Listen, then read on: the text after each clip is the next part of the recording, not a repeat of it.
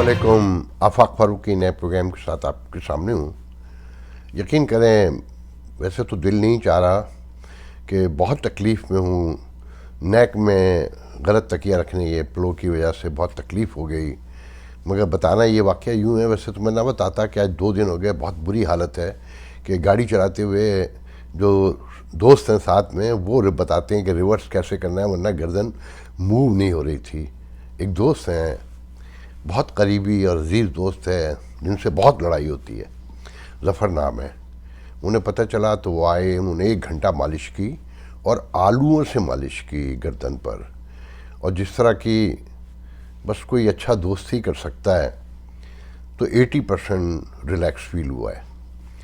तो बहरहाल आगे बढ़ते हैं।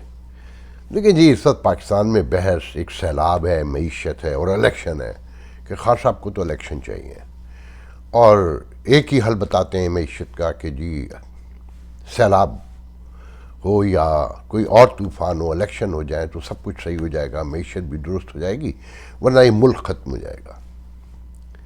तो मैं बहुत सारे तजिया निकारों को सुन रहा था, जिनमें दोस्त भी शामिल हैं, शनासा भी हैं, अनजाने लोग भी हैं। कुछ लोग तो वो हैं ना जो हर मसले का हल खान साहब की तरह खान साहब को ही बताते हैं, कि पूछा जाए तो कहते हैं कि हाँ, मैं खान साहब आते ही मईशत तो नहीं दुरुस्त कर सकते, मगर सेटलमेंट की तरफ ले जाएंगे। मगर वो ये नहीं बताते कि लास्ट जो उनका टेन्योर था 4.25 साल का, उसमें क्या किया। अपने मुंह से मानते हैं कि हमें तो पता ही नहीं था कि रियासत चलती कैसे है। और अक्सरियत इस बात पे मुत्तफिक है कि ख़राब उन्होंने की, खान साहब की हुकूमत ने, और तबाह इन्होंने कर दी मुफ्ता इस्माइल ने और शहबाज ने। इसकी बहुत सी देखें, शहबाज शरीफ में जो लोग पहले से कहते थे कि वो बड़ा मुंतज़िम है, और बहुत, मैं हमेशा से कहता था कि नहीं, वो एक शोबाज है टोटल। मैं उस पर दर्जनों वाक़यात सुना सकता हूँ, मगर यहाँ टाइम नहीं होता।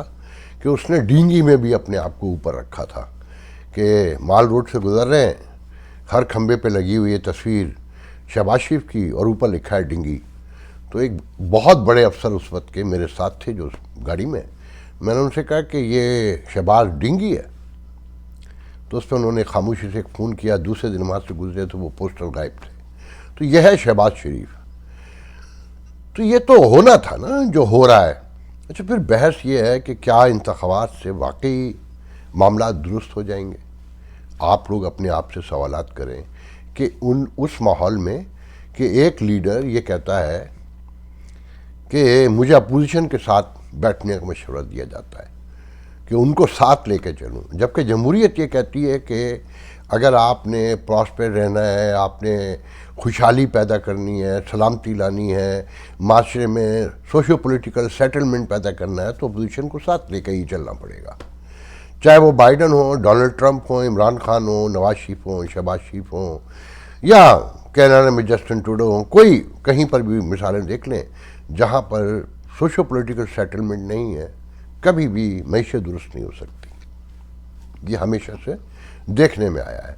अच्छा, फिर एक लम्हे को मान लें कि खान साहब इलेक्शन 2/3 मेजॉरिटी से जीत जाते हैं, जो उनका बिहेवियर है उसकी रोशनी में सोचें, और फिर ये सोचें कि जी ये लम्हे को जीत गए 2/3 मेजॉरिटी से नवाज शरीफ, और इसहाक डार आ गया, जिसके बारे में कहा जा रहा है कि जी उन्हें मईशत का तजर्बा है, उन्हें मौका दिया जाना चाहिए, और उन्होंने डॉलर को भी बांध के रखा हुआ था और मईशत भी ग्रो कर रही थी। तो सबको पता है कि $16 बिलियन उन्होंने डॉलर को बांधने में खर्च किए थे, और जब वो गए थे ख़जाना कैसे खाली था, और फिर एनर्जी के महंगे तरीन प्लांट लगाए। आज वही शहबाज शरीफ कहता है कि हमें सोलर लगानी पड़ेगी। ये सब फारिग लोग हैं, इनके किसी एक के आने से भी कोई फ़र्क नहीं पड़ेगा, मामलात ख़राब होते जाएंगे। अच्छा, सबसे पहले तो ये जहन में रखें कि बचपन में कि जब हम तेज़ दौड़ने के एक दूसरे से मुकाबला करते थे तो क्या करते थे, सबसे पहले बूट उतारते थे, जूते, तेज़ दौड़ने के लिए। तो जब तक ये कौम, ये सियासतदान, ये समाज बूट नहीं उतार के दौड़ेगा, मुमकिन नहीं है।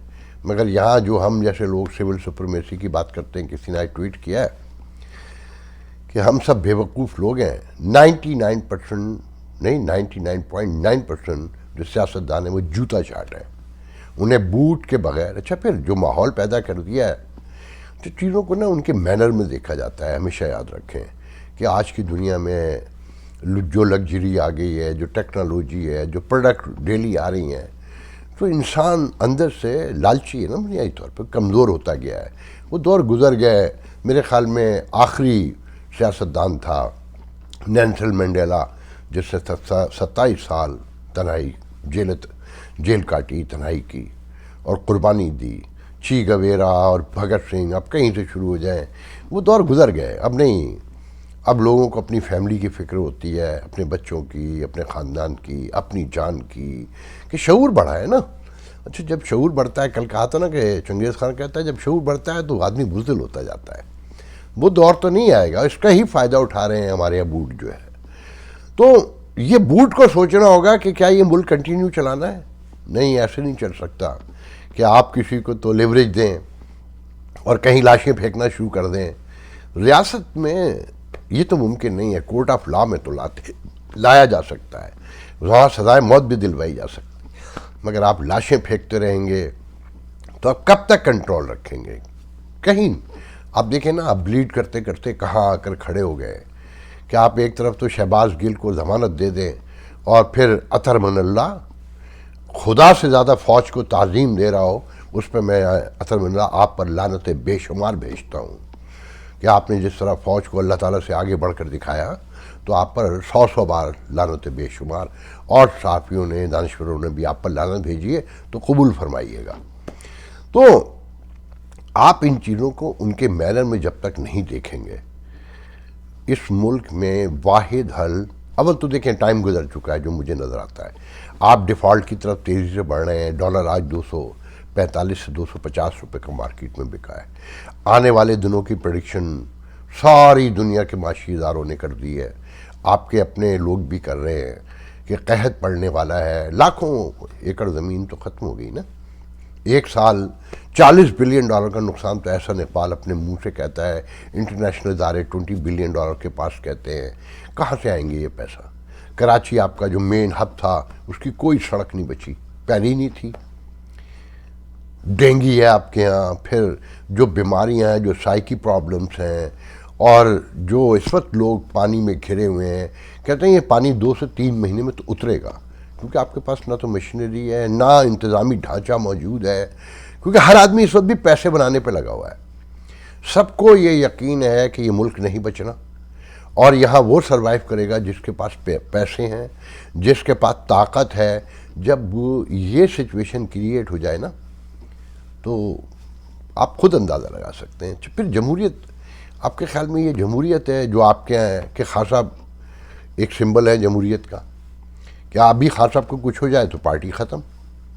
نواز شریف جمہوریت کا سمبل ہے, یا زرداری بھٹو خاندان جمہوریت کا سمبل ہے. دیکھیں یہ پی ٹی آئی, میں بہت سنجیدگی سے کہہ رہا ہوں کہ پی ٹی آئی حادثے کی پیداوار نہیں ہے. یہ واقعات اور حالات نے جو نیچرل پروسیس کے تحت پیدا ہوئی ہے, کہ جو پیپلز پارٹی, مسلم لیگ یا دوسری سیاسی جماعتیں تھیں, جہاں عام انسان کا جو سوچتا ہے, جو سوشو پولیٹیکل آسپیکٹ میں کام کرنا چاہتا ہے, جو اس کام کے لیے پیدا ہوا ہے, جب اسے کوئی گنجائش نہیں نظر آئی, اس کے لیے سارے راستے بند تھے, کہ وہاں تو پارٹیوں میں ڈائریکٹ رہنما جاتے ہیں نا, پیسے والے. خان صاحب کہتے ہیں, وہ اسد عمر کل کہہ رہا تھا کہ اس ملک میں تو سیاست پیسوں کا نام ہے. شرم نہیں آتی آپ کو یہ کہتے ہوئے؟ آپ کی اپنی پارٹی میں کوئی ایک بتا دیں, سینٹ کے ٹکٹ سے لے کے رکن قومی اسمبلی تک جتنے لوگ ہیں, ان کے اثاثے سامنے لے آئیں تو دنیا کو پتہ چل جائے کہ آپ ان سے بڑھ کے نکلے. آپ کے یہاں جتنی دولت شامل ہوئی اور خرچ کی, اور جتنی دولت آپ جمع کرتے ہیں, آپ کی پارٹی جمع کرتی ہے, آپ کا لیڈر جمع کرتا ہے, وہ تو ایک مثال عظیم ہے تاریخ میں. سوشو پولیٹیکل ہسٹری جو ہے دنیا کی, اس میں ایک عجیب ترین مثال ہے. آپ 40-50 کروڑ روپے آپ جلسے پہ خرچ کرتے ہیں, 12 کیمرہ شوٹ کرواتے ہیں. مطلب عام آدمی بیچارہ تو نہ اتنی معلومات جاننا چاہتا ہے, نہ رکھنا چاہتا ہے, نہ ہوتی ہیں اس کے پاس. وہ تو اس خطے کا ایک پرابلم ہے نا, کہ طاقت, دولت, اس کو پوجا جاتا ہے ہمیشہ سے. دیکھیں ہندوستان میں صاف کہتا ہوں, میرے دوست ہندوستانی ناراض ہوتے ہیں کہ ان کی جمہوریت ان کی مجبوری ہے, کہ اتنا بڑا ملک ہے, فوج کنٹرول ہی نہیں کر سکتی. ان کے حالات دیکھیں, ان کے ٹیلی ویژن دیکھ لیں کہ وہ جو گانے کے پروگرام آتے ہیں کروڑ پتی سے لے کر, اس میں جو لوگ آتے ہیں دکھائے جاتے ہیں, ان کے جو حالات زندگی ہیں.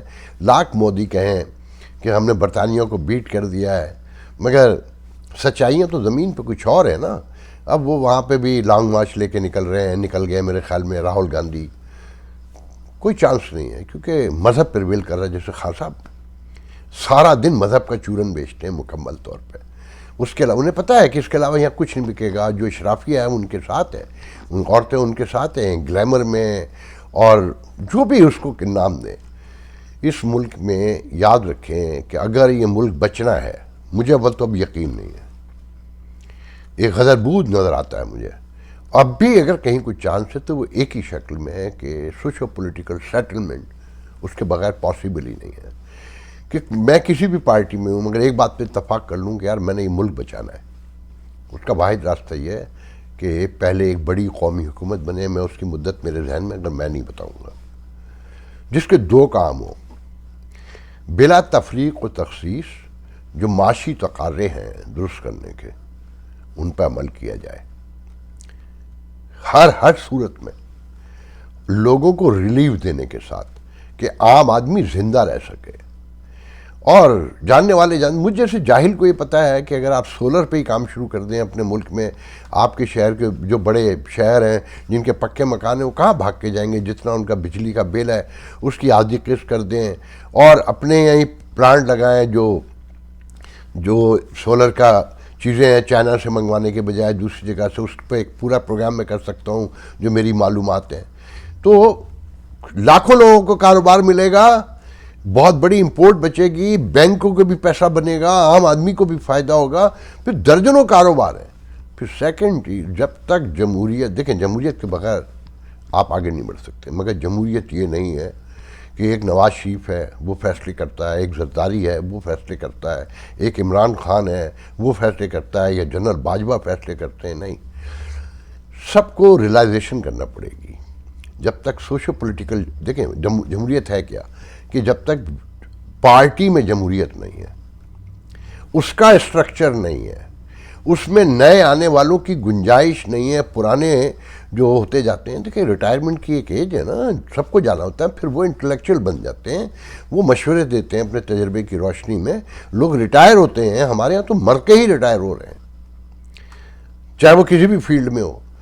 تو جو دنیا کی ڈیموکریسی ہے انہیں فالو کریں. مودی بن سکتا تھا کبھی, آپ نے دیکھا کانگریس کا کیا انجام ہوا, وہ بھی ایک خاندان تھی نا, تو فارغ ہو گئی. اور مذہب کو اس لیے پرویل ہو گیا مذہب کہ وہ ایک پارٹی تھی پھر بھی, کہ وہاں واجپئی بھی آ گیا, وہاں مودی بھی آ گیا, وہاں گاوڑا بھی, مطلب آپ دیکھیں نا پوری ہسٹری اٹھا کے دیکھ لیں. نہیں, آپ کی جمہوریت نہیں چل سکتی جب تک اس کا اپنا ریئل اسٹرکچر نہیں ہوگا, اس کی ڈیمانڈ پوری نہیں ہوں گی, نئے لوگوں کی گنجائش نہیں ہوگی, الیکشن فیئر نہیں ہوں گے, بوٹ اپنے اندر نہیں جائے گا, اپنے کام پہ نہیں جائے گا. آپ کوئی امید نہ رکھیں. خان صاحب الیکشن صرف اپنے اقتدار کے لیے مانگ رہے ہیں. آپ کا 4 کروڑ سے زیادہ کی آبادی, 3 کروڑ بتاتے ہیں, 4 کروڑ سے زیادہ کی آبادی افیکٹڈ ہے. پورا اندرون سندھ ڈوبا ہوا ہے, پورا جنوبی پنجاب ڈوبا ہوا ہے, پورا بلوچستان ایک کوئٹہ جیسا 1-2 شہر چھوڑ کر مکمل ڈوبے ہوئے ہیں. کے پی کے آدھا ڈوبا ہوا ہے, باقی میں سیلاب کے ساتھ وہ سیلاب بلا طالبان آئے ہوئے ہیں. آپ ریئل ایشوز کو چھوڑ کر انتخابات کرائیں گے. ان کی وزارتوں کے لیے, ان کی آنیہ جانوں کے لیے, ان کے پروٹوکول کے لیے, ان کے سائرن بجنے کے لیے, چاہے کوئی بھی جیتے. خاص کر اہل یوتھ بیٹھ کر سوچیں, وہ غور کریں. یہ سب ناکام ہو چکے ہیں, یہ کچھ نہیں دے سکتے, یہ پورا سسٹم ختم ہو چکا ہے. اگر آپ بنیادی اسٹرکچر پر توجہ نہیں دیں گے, اگر آپ کو یہ ملک چاہیے, سب سے پہلے سمجھ لیں یہ جو حکمران اشرافیہ ہوتی ہے, یا جو اشرافیہ جسے کہتے ہیں ہمارے ہاں پیسے والی, اس کا کوئی انٹرسٹ نہیں ہے. پاکستان یا دنیا اب چینج ہو رہی ہے, انٹرنیشنلسٹ ہیں لوگ, ان سب کے بچے باہر ہیں. جو ڈیفینس میں, کلفٹن میں, ماڈل ٹاؤن میں اور اس طرح کی بستیوں میں رہتے ہیں. یقین رکھیں 99% ان کے بچے باہر ہیں، اگر چھوٹے ہیں تو پلان تیار ہیں. اس روشنی میں جو عام آدمی ہے اسے غور کرنا ہے. اگر وہ یہ غور نہیں کرے گا اور اس کے ذہن میں یہ ہے کہ عمران آئے گا اور حالات درست کر دے گا، دودھ کی نہریں بہا دے گا، یا نواز شریف آئے گا تو وہ اپنی چالاکیوں سے اسے ٹھیک کر لے گا، یا زرداری صاحب آئیں گے تو سب کچھ ہو جائے گا. جہاں نوکریاں بکتی ہوں، جہاں بڑے عہدوں پہ رشتہ دار دوست لگتے ہوں، جہاں پارٹی میں ٹکٹ اربوں پتی لوگوں کو ملتے ہوں، اگر آپ اسے جمہوریت کہتے ہیں تو انجوائے کیجئے. آنے والے دن، آنے والا وقت، آنے والے حالات آپ کو خود سکھا دیں گے. آج کے لیے اتنا بہت ہے. انشاءاللہ کل آپ سے دوبارہ گفتگو ہوگی. اللہ حافظ.